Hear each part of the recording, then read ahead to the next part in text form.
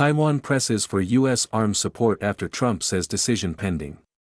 Taiwan on May 16 pressed the case for continued U.S. arms support and closer security cooperation after U.S. President Donald Trump said he had not yet decided whether to move forward with a major weapons package for the self-governing island, which Beijing claims as its territory and has threatened to take by force.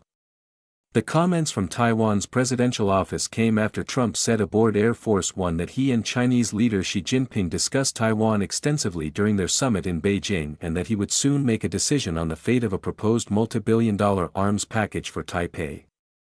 Speaking to reporters while traveling to Alaska on May 15, Trump said Taiwan was one of the main issues discussed during his talks with Xi, who warned that the issue could trigger confrontation between the world's two largest economies. On Taiwan, he does not want to see a fight for independence because that would be a very strong confrontation, Trump said of Xi's position. Asked whether tensions over Taiwan could escalate into military conflict between the United States and China, Trump expressed confidence that war could be avoided. "I think we'll be fine," Trump said, adding that Xi doesn't want to see a war. Trump also confirmed that the two leaders discussed U.S. weapons sales to Taiwan in great detail, but indicated that no final decision had yet been made on the package, which was approved by Washington in December 2025 and would be the largest arms sale ever proposed for the island democracy. "I will make a determination over the next fairly short period," Trump said. At another point during the exchange, Trump said he wanted to speak directly with Taiwan's leader Lai Ching-te before deciding whether to proceed. "I have to speak to the person that right now is running Taiwan," Trump said. The proposed package includes high-mobility artillery rocket systems, self-propelled howitzers, drones, Javelin anti-tank missiles, anti-armor systems, helicopter spare parts, and refurbishment kits for Harpoon missiles. Taiwan cites China's military pressure. Taiwan's presidential office said in a May 16 statement that the island would continue strengthening ties with Washington and described U.S.-Taiwan defense cooperation as essential to preserving peace in the Indo-Pacific region. Spokesperson Karen Kwa said Taiwan had noted repeated statements from Trump and Secretary of State Marco Rubio reaffirming that U.S. policy toward Taiwan remained unchanged. "Our nation is grateful to President Trump for his continued support for security in the Taiwan Strait since his first term in office," Kwa said. She said Taiwan would continue working closely with the United States to achieve peace through strength, adding that peace and stability in the Taiwan Strait serve the interests of Taiwan, the United States, and the broader democratic world. Kwa also said that China's expanding military presence and activities in the region were the main source of regional instability.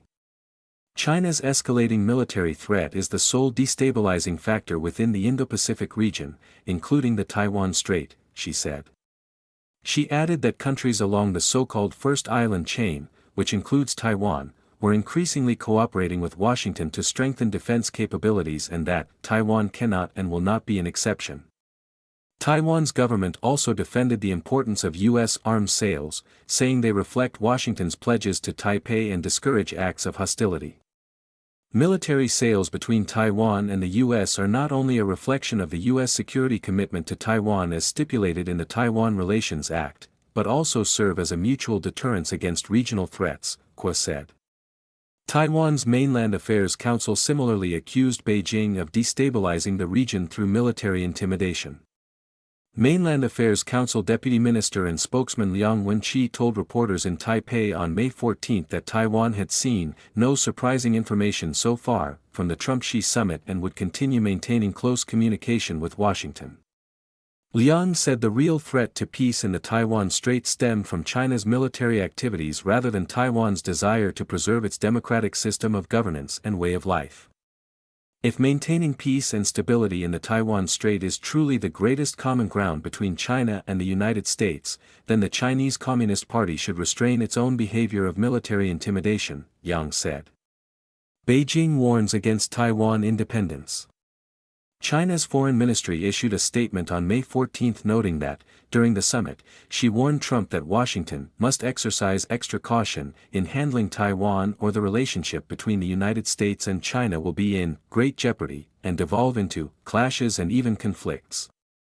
The White House released a brief summary of the summit that did not mention Taiwan, instead highlighting discussions on Iran, trade, and maintaining shipping through the Strait of Hormuz. Secretary of State Marco Rubio, who participated in the Beijing meetings, said Xi's comments on Taiwan were expected and stressed that U.S. policy toward the island had not changed. They always raise it on their side. We always make clear our position, and we move on to the other topics, Rubio told NBC News. Rubio also warned that it would be a terrible mistake for China to attempt to take Taiwan by force. There would be repercussions for that globally, not just from the United States, Rubio said. Trump declined to say whether the United States would defend Taiwan militarily in the event of a Chinese attack. "I don't want to say that," Trump told reporters aboard Air Force One on Friday.